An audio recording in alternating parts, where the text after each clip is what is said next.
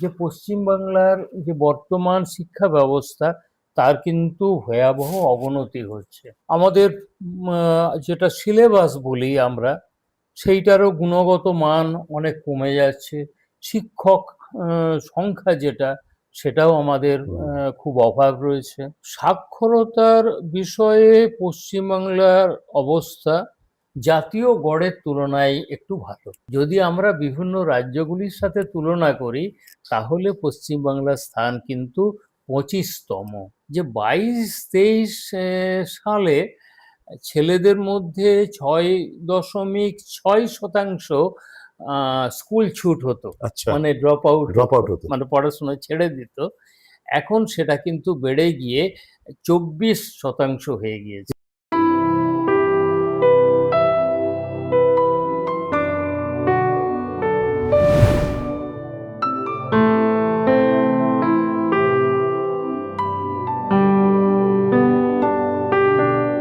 নমস্কার, আপনারা দেখছেন ট্রাভো পডকাস্ট, জীবনের গল্প যা আপনাদের ভাবাবে। আজকে আমাদের এই অনুষ্ঠানে আমাদের এসছেন একজন খুব বিশ্ববিখ্যাত বিজ্ঞানী, অধ্যাপক কোলে মহাশয়। অসংখ্য ধন্যবাদ আমাদের এই অনুষ্ঠানে আসার জন্য। নমস্কার। আপনি স্যার কেমন আছেন? হ্যাঁ, ভালো আছি স্যার। আপনাকে তো পাওয়াই যায় না, আপনি বাইরেই থাকেন, কলকাতার বাইরেই ম্যাক্সিমাম থাকেন। তো আমাদের যারা দর্শকরা আছেন তারাও অনেকে আপনাকে সোশ্যাল মিডিয়ায় দেখেন, অনলাইনে দেখেন, নিউজও দেখেন। তো আপনার এই গবেষণার বিষয়, শিক্ষার বিষয় যদি কিছু বলেন স্যার। আমি ভারতবর্ষে এসছি 2012 সালে। তার আগে আমেরিকার পেনসিলভেনিয়া স্টেট ইউনিভার্সিটিতে ছিলাম। তারপরে অনেক দিন ছিলাম ক্লেমসন ইউনিভার্সিটি, আমেরিকার সাউথ ক্যারোলিনা স্টেটে। আমার গবেষণা মূলত বায়োটেকনোলজির উপরে। আপনারা জানেন আমাকে অনেক জায়গায় বলা হয় father of plant biotechnology in India, father of plant genomics in India. 2012 থেকে আমি শিক্ষার সাথে সম্পৃক্ত হই ভারতবর্ষে, যখন বিধানচন্দ্র কৃষি বিশ্ববিদ্যালয়ের উপাচার্য হিসাবে আমি জয়েন করি কল্যাণী, মোহনপুরে। কল্যাণীতে আগে ছিল, পরে এসেছিল মোহনপুরে। এবং আপনাদের অনেকেই জানেন যে সেই সময় এই বিশ্ববিদ্যালয়ের সারা ভারতবর্ষে 70টি কৃষি বিশ্ববিদ্যালয়ের মধ্যে র্যাঙ্ক ছিল 50-এরও নিচে। কিন্তু আমি ওখানে যে টার্মটা ছিলাম, সেই পিরিয়ডের মধ্যে এই বিশ্ববিদ্যালয় ভারতবর্ষের মধ্যে সমস্ত কৃষি বিশ্ববিদ্যালয়ের মধ্যে প্রথম র্যাঙ্ক করেছিল। এবং বলতে গর্ব হয়, বিনয়ের সাথেই বলি, পশ্চিমবাংলার কোনো বিশ্ববিদ্যালয় ভারতবর্ষের মধ্যে তার ফিল্ডের মধ্যে 1 নম্বর পজিশনে কখনো আসেনি। আমার সময়ে ওটা এসেছিল। আর আমার টাইমে ওই বিশ্ববিদ্যালয়ে 2টো নতুন কলেজ হয়েছে, নতুন অনেক। এটা কত সালের কথা বলছেন? আমি 2012 থেকে 2015 অব্দি কথা মানে তখন মনে হয় নতুন একটা সরকার গঠন হয়েছিল। তার আগে সরকার গঠন হয়েছে 2011-তে, আমি 2012-তে আসি। এবং আপনি বলছেন আপনাকে বলে আসার জন্য অনুরোধ করা হয়েছিল, নতুন সরকার আপনাকে যোগাযোগ করা হয়েছিল সরকার পক্ষ থেকে। আমি আসতে রাজি কিনা জানা হয়েছিল, আমি রাজি হয়েছিলাম। তারপরে কেন্দ্রীয় সরকারের একটা ফেলোশিপ পাই, প্রেস্টিজিয়াস ফেলোশিপ, রাজা রামান্না ফেলোশিপ। ওটা নিয়ে আমি দিল্লিতে যাই, ন্যাশনাল ইনস্টিটিউট অফ প্ল্যান্ট বায়োটেকনোলজিতে 3 বছর গবেষণা করি। তারপরে আমি কলকাতাতে ফিরে এসে দি নিউটিয়া ইউনিভার্সিটির চিফ অ্যাডভাইসার ছিলাম। তারপর আমার নিজের ফাউন্ডেশন, প্রফেসর চিত্তরঞ্জন কোলে foundation for science and technology, অনেকে মিলে প্রতিষ্ঠা করেন। আমি ওটার অনারারি চেয়ারম্যান আছি। এবং international climate resilient crop genomics কনসোর্শিয়ামের আমি ফাউন্ডার প্রেসিডেন্ট। জিনোম ইন্ডিয়া ইন্টারন্যাশনালের আমি ফাউন্ডার প্রেসিডেন্ট, এবং ইন্টারন্যাশনাল ফাইটোমেডোমিক্স অ্যান্ড নিউট্রিওমিক্সেরও আমি ফাউন্ডার প্রেসিডেন্ট। আরও অনেক কমিটিতে আমি রয়েছি, এবং এখন কিছু কাজ আমি গ্রাসরুট লেভেলে করছি আর কি, বিশেষত কৃষির উপর। কিছু স্যার, কতগুলো পেপার আপনি শুনছিলাম, গবেষণাপত্র কতগুলো হয়েছিল? আমার 170টা 170 গবেষণাপত্র আছে, এবং আরো বুক চ্যাপ্টার অনেক রয়েছে। বই কতগুলো স্যার আপনার? বই 216টা রয়েছে। 216টা বই। ওটা কি সবই ইংলিশে না বাংলা, অন্য ল্যাঙ্গুয়েজে? ওটা ইংলিশে, যেহেতু হ্যাঁ। ওটা মানে উচ্চতর গবেষণার উপরে লেখা হয়েছে। এবং আমার বই 7জন নোবেল লরিয়েট প্রশংসা করেছেন। এবং আপনারা জানেন বোধহয় যে ন্যানো টেকনোলজি বলে নতুন একটা সাবজেক্ট এসছে। আমার কাজ দিয়ে শুরু হয়েছিল এগ্রিকালচার ন্যানো টেকনোলজি, এবং সেই জন্যে অনেক জায়গাতেই আমাকে father of agri nano technology বলা হয়। আমি একজন বাঙালি হিসেবে এবং ভারতীয় হিসেবে আমি গর্বিত। আমরা অসংখ্য শুভেচ্ছা, শুভকামনা জানাই স্যারকে, এবং আমরা খুব গর্বিত আমাদের এই পডকাস্টে সয়ে আসার জন্য। দেখতে থাকুন ট্রাভো পডকাস্ট, জীবনের গল্প যা আপনাকে ভাবাবে। 2026-এ শিক্ষা ব্যবস্থা, এটা কি সত্যি সমাজের শক্ত ভিত গড়বে, নাকি সার্টিফিকেট তৈরি করার কারখানা?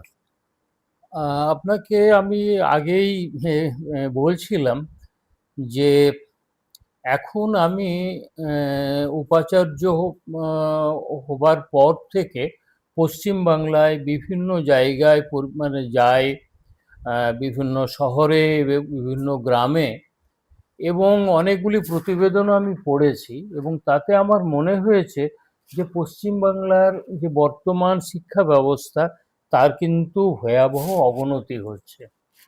শিক্ষার মান ধীরে ধীরে কমে যাচ্ছে। মানুষের যে আস্থা শিক্ষার উপরে, সাধারণ মানুষের সরকারি শিক্ষা ব্যবস্থার উপরে ধীরে ধীরে হ্রাস পাচ্ছে। আমাদের যেটা সিলেবাস বলি আমরা, সেইটারও গুণগত মান অনেক কমে যাচ্ছে। শিক্ষক সংখ্যা যেটা, সেটাও আমাদের খুব অভাব রয়েছে। এবং প্রযুক্তির যে সম্পৃক্তীকরণ পাঠ্যক্রমের সাথে, যেটা সিলেবাস বললাম, সেটাতেও কিন্তু অভাব রয়েছে। এবং এই সমস্ত অভাবগুলো খুব বেশি প্রকট হচ্ছে গ্রামীণ এলাকাতে। আপনাকে কতগুলো উদাহরণ দিলে আপনি বুঝতে পারবেন যে 2021 সালে আমাদের যে স্কুলগুলি ছিল, তার মধ্যে অনেক স্কুলে ভালো শৌচালয় ছিল না। অনেক প্রতিবেদনে বলেন যে প্রায় 60% বিদ্যালয়ে কার্যকারী শৌচালয় ছিল না। এবং আমি দেখেছি অনেক বিদ্যালয়ে পরিশ্রুত জলের অভাব রয়েছে, বিদ্যুতের অভাব রয়েছে, এবং দু একটি স্কুল রয়েছে যেখানে ছাদ থেকে জল চুইয়ে পড়ে। হ্যাঁ, ইভিন ছাত্র এবং শিক্ষককে ছাতা নিয়েও সেখানে বসতে হয়। আরেকটা জিনিস হচ্ছে, আপনারা জানেন যে এই আধুনিক যুগে, বৈদ্যুতিন যুগে, কম্পিউটার এবং ইন্টারনেট, এই দুটো খুবই জরুরি আমাদের ছাত্রদের জন্য, যেটাকে আমরা স্মার্ট স্কুল বলি। আমাদের পশ্চিমবাংলায় 4টে বিদ্যালয়ের মধ্যে 3টে বিদ্যালয়ে মাত্র কম্পিউটার আছে যেগুলি কাজ করে, এবং 5টি বিদ্যালয়ের মধ্যে 4টি বিদ্যালয় এমন আছে যেখানে ইন্টারনেটই পৌঁছয়নি। তো এই জিনিসগুলোকে আমাদের উন্নত করতে হবে। এ তো গেল মাধ্যমিক এবং প্রাথমিক বিদ্যালয়গুলির কথা। আমরা উচ্চশিক্ষাতেও যদি আসি, গত দশকে আমাদের বিদ্যালয়ের সংখ্যা, সরকারি বিশ্ববিদ্যালয়ের সংখ্যা 38-এ পৌঁছে গিয়েছে, 38-এ পৌঁছে গিয়েছে। কিন্তু এইগুলি হয়েছে অনেক ক্ষেত্রে পুরানো বিশ্ববিদ্যালয়কে ভেঙে দুটো করা হয়েছে, বা আমাদের পুরাতন কলেজকে রূপান্তরিত করা হয়েছে বিশ্ববিদ্যালয়ে। এমনকি কিছু বিশ্ববিদ্যালয়ে আছে যেগুলি পুরাতন কলেজের মধ্যে চলছে এখন। সুতরাং বিশ্ববিদ্যালয়েরও পরিকাঠামো, আহ, পর্যাপ্ত পরিমাণে শিক্ষক নিয়োগ, এগুলো কিন্তু হয়নি। তো এক কথায় বলতে গেলে আমাদের পশ্চিমবাংলার শিক্ষা ব্যবস্থাকে উন্নত করার যথেষ্ট সুযোগ রয়েছে এবং খুবই জরুরি। আচ্ছা, ভারতবর্ষে তথা অন্য রাজ্যের সাথে আমাদের পশ্চিমবঙ্গের সাক্ষরতার অবস্থান কোথায় স্যার? আপনার কি মানে আহ, সাক্ষরতার বিষয়ে পশ্চিমবাংলার অবস্থা জাতীয় গড়ের তুলনায় একটু ভালো। ভালো? হ্যাঁ, তার কারণ হচ্ছে আমাদের সাম্প্রতিক পরিসংখ্যান বলে পশ্চিমবাংলায় সাক্ষরতার হার হচ্ছে 82.6%। 82.6। হ্যাঁ, যেখানে জাতীয় গড় হচ্ছে 80.9%। কিন্তু যদি আমরা বিভিন্ন রাজ্যগুলির সাথে তুলনা করি তাহলে পশ্চিমবাংলার স্থান কিন্তু 25তম। 25। সুতরাং আমাদের নিজেদেরকে সাক্ষরতা উন্নত করার আমাদের মানে আমরা পিছিয়ে আছি অন্য রাজ্যগুলো থেকে, অন্য রাজ্যের তুলনায় পিছিয়ে আছি, কিন্তু জাতীয় গড়ের থেকে জাতীয় থেকে সামান্য সামান্য আমাদের ভালো রয়েছে। ভালো আছে, তো আমাদের এই ম্যাটারে যথেষ্ট উন্নতি করার সুযোগ সুযোগ রয়েছে। রয়েছে। আচ্ছা, আচ্ছা, কিন্তু একটা বিশেষ প্রবলেম যেটা আমাদের চোখে পড়েছে সেটা হচ্ছে স্কুল ছুট, ইংরেজিতে আপনারা যেটাকে ড্রপ আউট বলেন, সেটা আমাদের মূল সমস্যা সমস্ত স্তরেই। আপনি যদি দেখেন প্রাথমিক শিক্ষার ক্ষেত্রে সেখানে প্রচুর ছেলে স্কুল ছেড়ে দিয়ে চলে যাচ্ছে। আচ্ছা, মাধ্যমিক স্তরে এটা কিন্তু অনেক সমস্যাটা অনেক প্রকট। আচ্ছা, মাধ্যমিক স্তরে আপনি মাধ্যমিক যদি বলতে আপ টু 10 পর্যন্ত? হ্যাঁ, আচ্ছা, তো আপনি যদি ওখানে দেখেন ওটা হচ্ছে মাধ্যমিক, তারপর এটা হচ্ছে উচ্চ মাধ্যমিক। 11, 12। মাধ্যমিক স্তরে ছেলেদের মধ্যে আহ, একটা পরিসংখ্যান বলে যে 22-23 সালে ছেলেদের মধ্যে 6.6% স্কুল ছুট হতো, আচ্ছা, মানে ড্রপ আউট হতো, মানে পড়াশোনা ছেড়ে দিত। এখন সেটা কিন্তু বেড়ে গিয়ে 24% হয়ে গিয়েছে। এটা কারণটা স্যার? হ্যাঁ, বলছি আমি আরেকটা জিনিস, আমাদের মেয়েদের জিনিসটাও বলে নি। মেয়েদের এটা ওই টাইমে 6% ছিল, ওইটা এখন বেড়ে গিয়ে প্রায় 18%-র মতো হয়ে গিয়েছে। এটার কারণ হচ্ছে যে একটা তো দারিদ্রতা, আরেকটা হচ্ছে অনেক পরিবার পশ্চিমবাংলা ছেড়ে অন্যান্য রাজ্যে চলে যাচ্ছে, আচ্ছা, তাদের ছেলে মেয়েরাও চলে যাচ্ছে।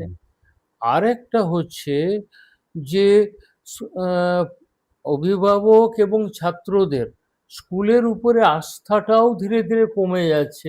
এবং যেহেতু আমাদের পাশ করার পরে চাকরির যেটা সুযোগ সেটা অনেকটা সত্যি কথা বলতে গেলে কমে আসছে, সুতরাং পড়াশুনো তারা ছেড়ে দিচ্ছে, তারা আর আস্থাবান নয় আর কি। আরেকটা জিনিস সেটা হচ্ছে আমাদের পশ্চিম বাংলায় যে সমস্ত আমাদের আমাদের যারা মেয়ে রয়েছে, যাদের বয়স ধরুন 15 থেকে 24, যে সময়তে তাদের পড়াশোনা করা উচিত তারাও কিন্তু পড়াশোনা ছেড়ে দিচ্ছে। এখন ওদের মধ্যে পড়াশোনা ছেড়ে দেওয়ার সংখ্যাটা হচ্ছে খুবই ভয়াবহ, প্রায় 50%। 50%? সুতরাং আমাদেরকে এদেরকে কিভাবে ফিরিয়ে আনতে হবে স্কুলে বিভিন্ন স্তরে, প্রাথমিক, মাধ্যমিক, উচ্চ মাধ্যমিক, সে ব্যাপারে আমাদের কিন্তু সজাগ হতে হবে, সজাগ দৃষ্টি আমাদের দিতে হবে।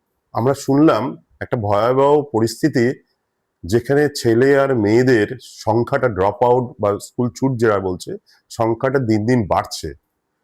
তার কারণ দারিদ্রতা রয়েছে, তাছাড়াও আমাদের এই পশ্চিমবাংলা ছেড়ে মানুষ বাইরে চলে যাচ্ছে, যার জন্য এই ভয়াবহ অবস্থা। উচ্চ শিক্ষিতদের মধ্যে বেকারত্ব বাড়ছে, এর কারণটা কি? ভুল শিক্ষা নাকি কর্মসংস্থানের অভাব? প্রথমে আপনাকে পরিসংখ্যানটা দিয়ে দিই। বর্তমানে 2023-24 কথা ধরুন, তখন আমাদের যারা স্নাতক স্তরে হুম। আমাদের বেকারত্বের যেটা পরিসংখ্যান সেটা ছিল প্রায় 30% মতো। এটা কত সালে? এটা হচ্ছে 23-24, 23-24। ঠিক আছে। এটা তখনকার দিনে ভারতের যে গড় বেকার স্নাতকদের হুম। মধ্যে তার প্রায় ডবল ছিল। আচ্ছা। কিন্তু হুম। পশ্চিমবাংলায় যারা নিরক্ষর হুম। তাদের মধ্যে এটা হচ্ছে 3 সেই টাইমে হুম। 3.4%। হুম। তার মানে শিক্ষিতদের মধ্যে বেকারত্ব বাড়ছে। হুম। এখন প্রশ্ন যেটা আপনি করলেন যে এটার কারণটা কি? এটার কারণ হচ্ছে আপনারা জানেন যে পশ্চিম বাংলায় যে সমস্ত ঐতিহ্যবাহী পুরাতন শিল্প ছিল হুম। তার অনেকগুলো কিন্তু বন্ধ হয়ে বন্ধ হয়ে গেছে। গেছে। আর নতুন শিল্পায়নের যে গতি সেটাও কিন্তু খুব স্লথ, খুব ধীর। সেটা একটা দিক। আরেকটা হচ্ছে আমাদের যেটা আগে বলেছিলাম আমাদের পাঠ্যক্রমে যে প্রযুক্তিগত শিক্ষা, হাতে নাতে শিক্ষা যেগুলো থাকতে হবে সেই যেগুলো আমরা বলি ভোকেশনাল এডুকেশন, হুম। হুম। ভিত্তিক যে বৃত্তি উপরে বেশ করা যে শিক্ষা, সেইগুলো কিন্তু খুব অভাব আছে। হুম। আরেকটা হচ্ছে শিল্প যে সমস্ত প্রযুক্তির বিষয়ে দক্ষতা চায় আমাদের ছাত্রছাত্রীদের মধ্যে আমরা সেই দক্ষতাটা সৃষ্টি করতে পারছি না। তো সেইটার জন্যে শিল্পে ধীরে ধীরে নিয়োগ কমে যাচ্ছে। এই সমস্ত কারণে আমাদের বেকারত্ব পশ্চিমবাংলায় বাড়ছে। তার মানে আমাদের যেটা করতে হবে, শিল্পায়ন করতে হবে এবং বিভিন্ন বিদ্যালয়ে বিভিন্ন স্তরে হুম। বিদ্যালয় হুম। বলুন, মহাবিদ্যালয় বলুন, বিশ্ববিদ্যালয় বলুন, সেখানে আ যেটাকে ভোকেশনাল ট্রেনিং বলে, বৃত্তিভিত্তিক শিক্ষা, সেটাকে আমাদের অন্তর্ভুক্ত করতে হবে এবং যেটা করতে হবে সেটা হচ্ছে বিভিন্ন প্রযুক্তি যেগুলো এমার্জিং হুম। বলে আরকি, হুম। নতুন যে প্রযুক্তি আছে তার উপরে আমাদের ছেলেমেয়েদের ট্রেনিং দিতে হবে। এটা হলে আমার মনে হয় অনেকটা সমস্যার সমাধান হবে। কর্মসংস্থানের ব্যবস্থা করে। সরকারি প্রতিষ্ঠানগুলি সব দুর্বল, হুম, আর বেসরকারি প্রতিষ্ঠানগুলি ব্যয়বহুল হয়ে পড়েছে। হুম। তো এই অবস্থা থেকে মধ্যবিত্ত মানুষরা কিভাবে বেরিয়ে আসবে বা কি করা উচিত? আ এটা কিন্তু একটা খুব বড় সমস্যা। আমাদের পশ্চিমবঙ্গে এখন আ প্রায় ৮২,০০০ বিদ্যালয় রয়েছে। আ তো তার মধ্যে পরিকাঠামোর অভাব, শিক্ষকের অভাব, এই বিভিন্ন কারণে এবং ছাত্ররাও যেটা বললাম হুম। স্কুল ছুট হচ্ছে। অ এমন প্রায় ৮,০০০ এর মতন বিদ্যালয় রয়েছে, 8,000। হ্যাঁ, যেখানে ৩০ এর কম ছাত্রছাত্রী আসে। তো বাহ! এটা আমি যেটা বলছি এটা সরকারি পরিসংখ্যান আপনাকে মানে সারা বলছি। পশ্চিমবঙ্গে। সারা পশ্চিমবঙ্গের মধ্যে ৮,০০০ এরও বেশি। আর আপনি যদি ২০২৪-২৫ এর পরিসংখ্যানও দেখেন, সেখানে দেখবেন এরকম ৩,০০০ এরও বেশি হুম। বিদ্যালয় আছে, যেখানে একজনও ছাত্রছাত্রী আসে না। তো এই হচ্ছে আমাদের অবস্থা, পরিকাঠামো বলুন, শিক্ষকের সংখ্যা বলুন, এটা কিন্তু একটা আমাদের ভয়াবহ ব্যাপার। আরেকটা হচ্ছে আমাদের আমি প্রাথমিক এবং আ মাধ্যমিকের উচ্চ মাধ্যমিক ছেড়ে যদি কলেজের ওখানে যাই, তাহলে আমাদের ১,৫০০ এর মতো সরকারি কলেজ আছে। সরকারি কলেজ। এবং আগে বলেছিলাম আমাদের ৩৮ টি সরকারি বিশ্ববিদ্যালয় আছে সারা পশ্চিমবঙ্গে। সারা পশ্চিমবঙ্গে, সরকারি। সরকারি। তো এর মধ্যে ১,০০০ মহাবিদ্যালয় বা কলেজে এবং ৩৮ টি, আর যেটা বললাম ৩৮ টি সেটা হচ্ছে সরকারি। কিন্তু হুম। টোটাল এখন আমাদের পশ্চিমবাংলায় ৫৮ টি বিশ্ববিদ্যালয় আছে। 58, ৫৮ টি। 50। তার মানে ১৫০০ কলেজ, ১৫০০ র বেশি কলেজ এবং 58র মতো সরকারি কলেজ, না, বিশ্ববিদ্যালয়। 58র মতো বিশ্ববিদ্যালয়। বিশ্ববিদ্যালয়। তার মধ্যে 1000টি কলেজ বা মহাবিদ্যালয় এবং 38টি বিশ্ববিদ্যালয়ের ন্যাক অ্যাপ্রুভ্যাল নেই। সেটা আচ্ছা। হচ্ছে সেন্ট্রাল গভর্নমেন্টের, ধরুন হুম। United grand commission, UGC, ICR, ICMR, এদের অ্যাপ্রুভ্যাল লাগে তো, যেটাকে ন্যাক বলি, national approval, national assessment and accreditation যেটা বলে, সেইটা ন্যাকটা কিন্তু এদের নেই। যেটা যেটা না থাকলে আমাদের ছেলেমেয়েরা অন্য জায়গায় পড়তে যাওয়া বা অন্য জায়গায় চাকরি পাওয়া, সেটাতে কিন্তু খুব অসুবিধে। আর একটা জিনিস হচ্ছে যে যেহেতু শিক্ষকের সংখ্যা কমে আসছে, শিক্ষক ছাত্রের যে অনুপাত সেটা কমে আসছে। এখন আমাদের ছাত্র এবং শিক্ষকের অনুপাত দাঁড়িয়েছে 29-এর মতো, প্রায় 29-এর মতো, যেটা সারা ভারতের গড়ের তুলনায় অনেক বেশি। তার মানে বেশি সংখ্যক ছাত্রের জন্য শিক্ষক রয়েছেন, এবং সারা ভারতবর্ষে এটাতে আমাদের রাজ্যের পজিশন হচ্ছে, স্থান হচ্ছে 23তম। সুতরাং এটাও তো ভয়াবহ।